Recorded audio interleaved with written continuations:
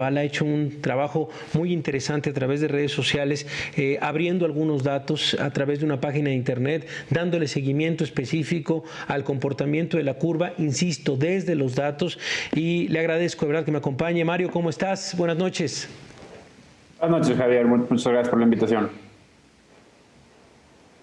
Gracias Mario por estar con nosotros esta noche. A ver, ¿qué nos podrías decir? Se ha dicho en los últimos días sobre esta desaceleración de los contagios, al menos son las palabras que ha dicho el propio subsecretario Hugo López-Gatell. El presidente otra vez ha dicho vamos bien. Más allá de estas declaraciones, ¿qué es lo que ves en el número de contagios, en el número de muertos? Específicamente, tal vez empecemos a nivel nacional, Mario. Sí, bueno, a nivel nacional en realidad es difícil que te pudiera decir cómo estamos. Los datos que tenemos por la Secretaría de Salud son insuficientes en cuanto a los contagios, porque como sabemos tienen una estrategia de medir solamente a los casos hospitalizados. Y por otro lado, tienen un grave problema de retraso los casos, digamos, de funciones, si nos enfocáramos en eso que se reportan hoy. Son fallecidos que se dieron durante todo el mes anterior, algunos incluso más de un mes. Y bueno, las personas que están falleciendo hoy se van a reportar en las próximas semanas. Entonces, la verdad, eso no son unos datos útiles, actualizados, para poder entender, ni siquiera para dibujar una curva epidemiológica. No sé, lo que he visto que hacen en las conferencias últimamente es presentarnos datos de la semana 26, que se hace 2 semanas. Sin embargo, lo que hemos podido hacer y hemos estado publicando en la revista Nexos, hoy publicamos una actualización, es medir el exceso de mortalidad, que es un concepto que la OMS define como las muertes por encima de las muertes esperadas para una comunidad en una situación en particular. En este caso se ha utilizado en otros países y en otras ciudades, en toda Europa de manera oficial, para medir precisamente cuántos muertos. Esto abarca no solamente a fallecidos COVID, sino personas que hayan fallecido por cualquier otra situación que pudiera estar incluso siendo causada por ejemplo, pudiera ser por la saturación de un sistema de salud, ¿no? Entonces, esta métrica, sin intentar definir Claro. cuántos son fallecidos COVID, mide el total de los fallecidos sobre lo esperado. En México no tenemos datos de mortalidad para 2020, se ha hablado mucho de que se publicará pronto y sin embargo no lo han hecho de manera oficial. Para la Ciudad de México, sin embargo, encontramos un sistema de consulta para obtener las actas de defunción. Y mediante el sistema de consulta pudimos determinar cuántas actas de defunción se han emitido este año, las diferentes semanas del año, y comparar eso con lo que tenemos oficialmente del INEGI para los años anteriores. Nos sacamos un promedio que es una metodología que como decía, se sigue en este momento en varias ciudades y en varios países. Tomamos las actas de defunción emitidas de 2016 a 2019, promediamos esas y vemos cuántas actas de defunción se han emitido en 2020 según este sistema.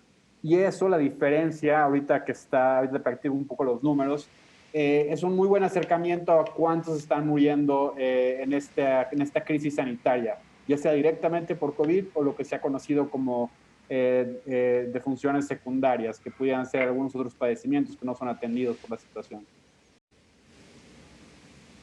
Claro. Y a ver, ¿qué nos muestra? Porque justamente estamos revisando tu cuenta de Twitter y pones un dato que nos llama mucho la atención. En este comparativo de exceso de mortalidad por millón de habitantes, dices, con otras ciudades del mundo, encontramos que la Ciudad de México ya rebasó a las ciudades más afectadas de Europa sin que la Ciudad de México haya regresado todavía a los niveles esperados de mortalidad. Es lo que estás explicando, el contexto justamente que nos estás diciendo, pero un poco explicarle a los televidentes el por qué tendríamos que poner atención a estos datos. Claro, pues es la mejor manera de comparar el efecto de la epidemia en diferentes países, porque los países, como ya sabemos, tienen diferentes políticas en cuanto, por ejemplo, cómo aplicar pruebas, en cuanto a qué porcentaje de sus enfermos pueden llegar a hospitales. Entonces, comparar directamente los números de casos reportados como confirmados, en realidad no es una buena comparación dado todo eso. Sin embargo, si podemos comparar cuántas personas se han muerto en esta epidemia sobre lo que se ha venido para cada ciudad o cada país en los años anteriores, pues eso se puede comparar de una manera más directa. Hay otras peculiaridades, por ejemplo, que es lo que encontramos cuando empezamos a hacer esta comparación. Por ejemplo, a México, el exceso de mortalidad a la Ciudad de México, perdón, empieza a pronunciarse hasta el mes de abril. Abril, mayo y junio, y bueno, y lo que va de julio es cuando presenta un exceso de mortalidad que va, por ejemplo, en la última semana estábamos más del doble. Es decir, en esta semana se murieron el doble de personas de lo que se han muerto esta misma semana en los 4 años anteriores, ¿no? Entonces, sin embargo, cuando comparamos esto, por ejemplo, nos damos cuenta que en México, como decía, este exceso de mortalidad se empieza a presentar en abril, pero en las ciudades de Europa, en Lombardía, en Madrid, en Londres, incluso en América, en la ciudad de Nueva York, en realidad empieza este exceso de mortalidad desde marzo. Es decir, a la Ciudad de México tuvimos 4 semanas después de que empezó a suceder en Europa, sin que hubiera todavía un exceso de mortalidad notable. Sin embargo, en las otras ciudades de Europa, eso ya regresó a las cantidades esperadas, es decir, llegaron a un pico en Madrid, en Londres, en Italia, en las diferentes ciudades, y ya regresó otra vez a los números de fallecimientos que son de esperarse para esta semana del año. Les tomó entre 8 y 10 semanas llegar desde que empezaron hasta llegar al pico y luego bajar otra vez. Lo que vemos diferente en la Ciudad de México es que desde que empezó a darse en abril, tenemos ya 13 semanas, todo abril, todo mayo, todo junio y lo que va de julio, y esto todavía no regresa a normalidad. Entonces, si comparamos todo el área bajo la curva de esas 13 semanas con el área bajo la curva de las otras ciudades, vemos que en la Ciudad de México es mayor. Tenemos a la fecha 24,000 fallecimientos en exceso a lo esperado durante esas 13 semanas. Si lo comparamos, por ejemplo, con Londres, tiene 10,000, la región de París tiene 11,500.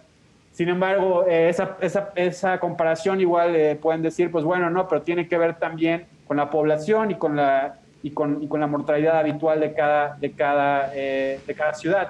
Entonces, por eso lo que tomamos es el exceso de mortalidad por la población, por millón de habitantes. Qué interesante. En esa comparativa que puede ser... Sí. En esa comparativa lo que vemos es que pues, la Ciudad de México, sin haber aún regresado a los estados normales de mortalidad, tenía todavía muertos en exceso, a diferencia de Madrid o de Lombardía o de Londres, pues ya rebasamos. Tenemos 2,699 exceso de mortalidad por millón. Lombardía y Madrid tenían 2,500, 2,400.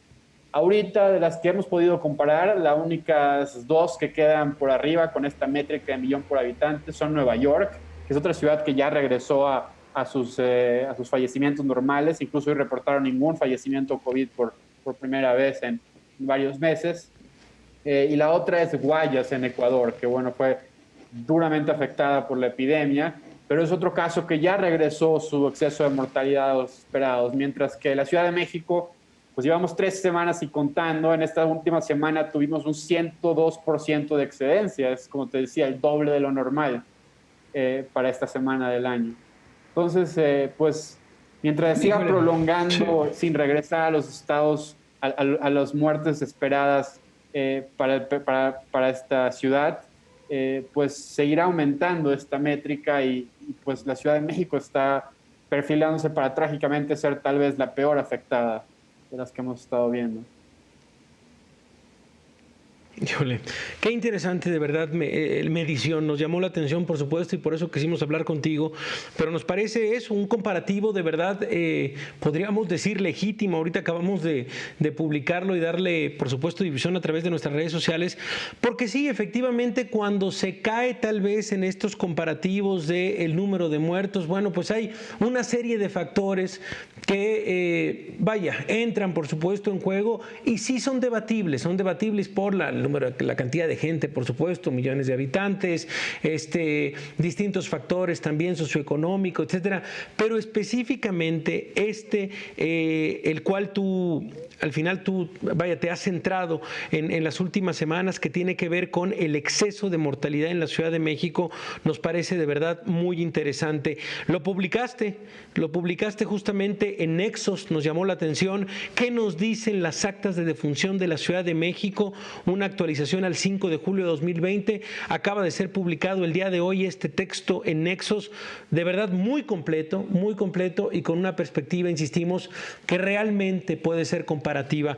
Híjole, pues muy completo, Mario, el análisis.